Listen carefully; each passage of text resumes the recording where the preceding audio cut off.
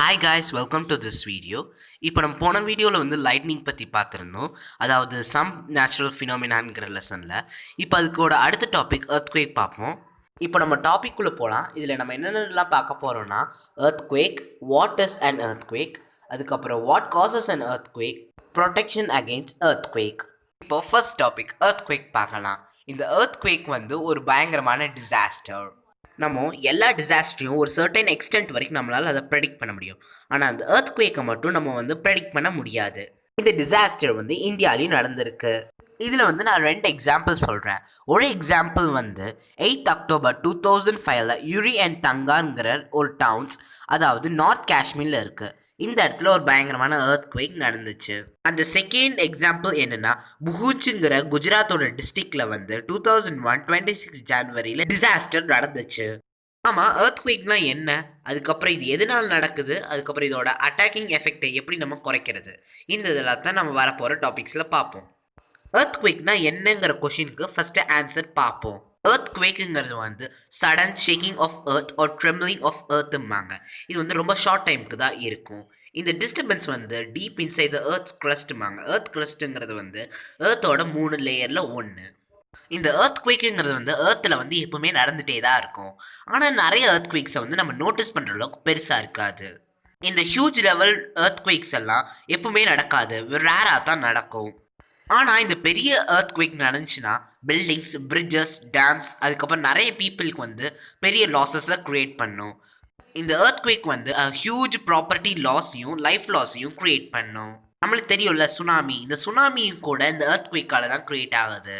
அந்த மாதிரி earthquakeனால க்ரியேட் ஆன சுனாமிக்கான எக்ஸாம்பிள் என்னென்னா 26 டிசம்பர் 2004 வந்து ஒரு earthquake நடந்துச்சு இந்தியன் ஓஷனில். இது வந்து கிரேட் சுனாமியை வந்து க்ரியேட் பண்ணுச்சு. இந்த earthquakeக்கான ரீசன் கூட ஏன்ஷியன்ட் பீப்புளுக்கு தெரியலை. அதனால் நிறைய மித்திக்கல் ஸ்டோரிஸை க்ரியேட் பண்ணாங்க. இப்போது வாட் காசஸ் த earthquakeக்கு போகலாம். நம்மளுக்கு முன்னாடியே தெரியும் இந்த earthquakesோட டேர்மஸ் எல்லாம் டீப் இன்சைட் த earth crustல தான் க்ரியேட் ஆகும்ன்ட்டு. இந்த crustங்கிறது தான் டாப் மோஸ்ட் லேயர். இந்த அவுட்டர் மோஸ்ட் லேயர் வந்து ஒரு பீஸாக இருக்காது, நிறைய சின்ன சின்ன பீசஸாக இருக்கும். இந்த பீசஸை தான் பிளேட்ஸ்ன்னு சொல்லுவாங்க. இந்த பிளேட்ஸ் வந்து எப்பவுமே மூவ் ஆகிக்கிட்டே இருக்கும். இந்த பிளேட்ஸ் எல்லாம் கொலைட் ஆகும் போதோ இல்லாட்டி ப்ரஷ் பண்ணும் போதோ அதில் வந்து earthquake க்ரியேட் ஆகுது. இங்கே ப்ரஷ்னா ரெண்டும் உரசிக்கிறது. நம்ம சயின்டிஸ்ட்களை earthquake பற்றி நிறையா தெரியும். ஆனாலும் இந்த earthquake வந்து அடுத்து எங்கே நடக்குங்கிறத வந்து ப்ரெடிக்ட் பண்ண முடியாது. இந்த earthquakes வந்து வெறும் ப்ரஷிங் கொலிஷனால் மட்டும் ஆகாது. இந்த earthquake வந்து வால்கனிக் எரப்ஷனாலையும் இல்லாட்டி நியூக்ளியர் எக்ஸ்ப்ளோஷன், அதுவும் இல்லாட்டி மீட்டியோரிக் இம்பேக்டால கூட இது நடக்கலாம். ஆனால் நான் சொன்ன லாஸ்ட் 3 ஃபேக்டர்ஸ் வந்து மோஸ்ட்லி earthquakesஸை காஸ் பண்ணாது. இந்த மோஸ்ட் ஆஃப் த earthquakes வந்து இந்த earth crustோட மூமெண்ட்ஸால தான் க்ரியேட் ஆகுது. இந்த earthquake வந்து கரெக்டாக எப்போ எந்த இடத்துல நடக்குங்கிறத நம்ம ப்ரெடிக்ட் பண்ண முடியாதுன்னு முன்னாடியே பார்த்துட்டோம். ஆனால் இது எங்கே மோஸ்ட்லி நடக்குங்கிறத வந்து நம்மளால் ப்ரெடிக்ட் பண்ண முடியும். இந்த மாதிரி நடக்கக்கூடிய இடத்த தான் வீக் ஜோன்ஸ் இல்லாட்டி செசமிக் ஆர் ஃபால்ட் ஜோன்ஸ்ன்னு கூட சொல்லுவாங்க.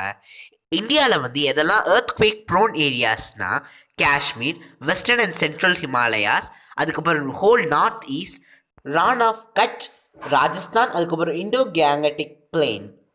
சவுத் இந்தியாவோட சில பார்ட்ஸ் கூட earthquake ப்ரோன் ஏரியாஸில் வருது.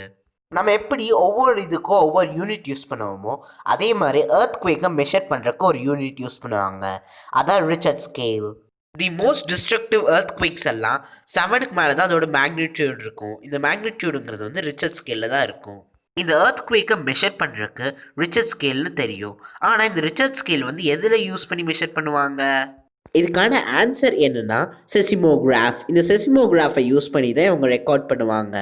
இந்த செசிமோகிராஃபில் என்னென்னலாம் இருக்குன்னா ஒரு வைப்ரேட்டிங் ராட் ஒன்று இருக்கும். அந்த ராடில் வந்து ஒரு பென் அட்டாச் பண்ணியிருப்பாங்க. இந்த பென் வந்து இந்த செசிமிக் வேவ்ஸ் வந்து பேப்பரில் அப்படியே ட்ராப் பண்ணிட்டே வரும்.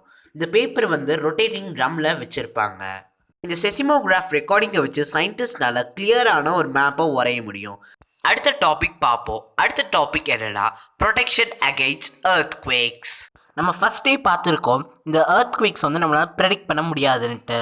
அதுக்கப்புறம் இந்த earthquake வந்து ரொம்ப டிஸ்ட்ரக்டிவ் ஆனதுன்னு நம்ம பார்த்துருக்கோம். இதனால நம்ம இதுக்கிட்ட நம்ம ப்ரொடெக்ட் பண்ணிக்கணும். அது எப்படி நம்ம இப்போ பார்ப்போம். நம்ம பார்த்த மாதிரி அந்த செசமிக் ஜோன்ஸ் இல்லாட்டி வீக் ஜோன்ஸில் இருக்கவங்க எப்பவுமே ப்ரிப்பேர்டாக இருக்கணும் இந்த எர்த்குவேக்கு. இந்த டிசாஸ்டர்லேருந்து நம்மளை ப்ரொடெக்ட் பண்ணிக்கிறதுக்கு ஃபர்ஸ்ட் ஸ்டெப் என்ன பண்ணணும்னா, எல்லா பில்டிங்குமே குவேக் சேஃபாக கட்டணும். அதாவது எர்த்குவேக்கால் ஈஸியாக டேமேஜ் பண்ண முடியாதது மாதிரி. குவேக் சேஃபாக கட்டுறதுக்கு நம்மளோட மாடர்ன் ஆர்கிடெக்சரால் ஈஸியாக கட்டலாம். நம்ம இப்போ செஸ்மிக் ஜோனில் இருக்கும் போது பில்டிங் எப்படி கட்டணுங்கிறதுக்கான சின்ன சின்ன டிப்ஸ் இப்போ சொல்கிறேன். அதில் ஃபர்ஸ்ட் பாயிண்ட் என்னென்னா, நம்ம வந்து குவாலிஃபைடான ஆர்கிடெக்ட்ஸை வந்து நம்ம கன்சல்ட் பண்ணணும்.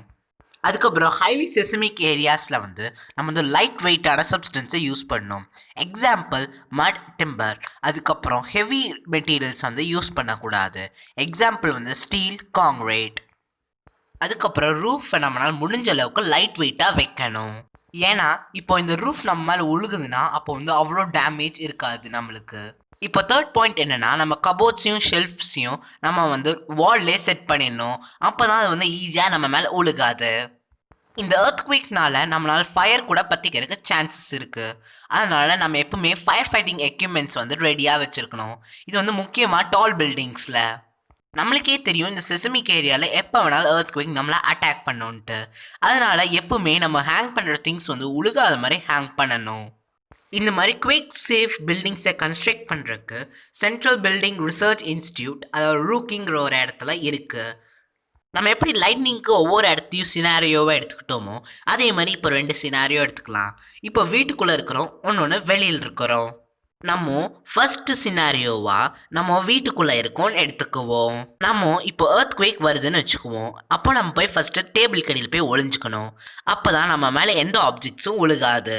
அதுக்கப்புறம் ஏதாச்சும் ஆப்ஜெக்ட் நம்ம மேலே உழுகிற மாதிரி இருந்துச்சுன்னா அதுக்கு இருந்து தள்ளி இருக்கணும். இப்போது நம்ம தூங்கிட்டு இருக்கும்போது எர்த்குவேக் வந்துச்சுன்னா நம்ம பெட்டை விட்டு எந்திக்கக்கூடாது. நம்ம ஹெட்டை வந்து பில்லோ வச்சு மறைச்சிக்கணும். இந்த இதெல்லாம் செஞ்சதுக்கப்புறம் இந்த எர்த்குவேக்கோட ஷேக்கிங் நின்னதுக்கப்புறம் தான் எதாக இருந்தாலும் வெளியில் வரணும். இப்போது சினாரியோவை மாற்றிக்கலாம். நம்ம வீட்டுக்கு வெளியில் இருக்கோம். இந்த தடவை லைட்னிங் மாதிரி இல்லை, நம்ம வீட்டுக்கு வெளியில் இருக்கமோ இன்னும் சேஃபாகவே தான் இருப்போம். என்ன இன்னும் இதுலேயும் ப்ரிகாஷன்ஸ் எடுத்துக்கணும். இதில் என்ன ப்ரிகாஷன்னு கேட்டிங்கன்னா, நம்ம வந்து கிளியர் ஸ்பாட்ஸுக்கு போய்க்கணும். அதனால் நம்ம மேலே எந்த ஆப்ஜெக்ட்டும் உழுகாத மாதிரி தள்ளி நின்றுக்கணும். நம்ம இப்போது கார்லேயோ பஸ்லேயோ ட்ராவல் பண்ணிட்டுருக்கோம். ஆனால் நம்ம இப்போ வெளியில் வரக்கூடாது. ஒரு கிளியரான ஸ்பாட்டுக்கு போய் நம்ம காரையோ பஸ்ஸையோ போய் நிறுத்த சொல்லணும் டிரைவர்கிட்ட. இதோட நம்ம அவுட்டோரில் எடுக்க வேண்டிய ப்ரிகாஷனும் முடிஞ்சிச்சு. இந்த லெசனில் நம்ம இப்போது 2 டிசாஸ்டர் பற்றி பார்த்துருக்கோம். அது என்னென்னா லைட்னிங், அதுக்கப்புறம் எர்த்குவேக். இதோட இந்த லெசனும் முடிஞ்சிச்சு. இந்த வீடியோவை மறக்காமல் உங்கள் ஃப்ரெண்ட்ஸ்க்கும் ஷேர் பண்ணுங்கள். அதனால அவங்களுக்கும் யூஸ்ஃபுல்லாக இருக்கட்டும். அதுக்கப்புறம் மறக்காமல் லைக்கும் கொடுங்க, அதுக்கப்புறம் சப்ஸ்கிரைபும் பண்ணுங்கள் எங்கள் சேனலை. உங்களுக்கு ஏதாச்சும் டீட்டெயில் பற்றி வீடியோ வேணும்னா நீங்கள் கமெண்ட் பாக்ஸில் டைப் பண்ணுங்கள். அதை நான் ஃப்யூச்சரில் அப்லோட் பண்ணுறேன். எக்ஸாம்பிள் கிராஃப்ட்ஸ், எஜுகேஷன், அதுக்கப்புறம் கார்டனிங், அந்த மாதிரி.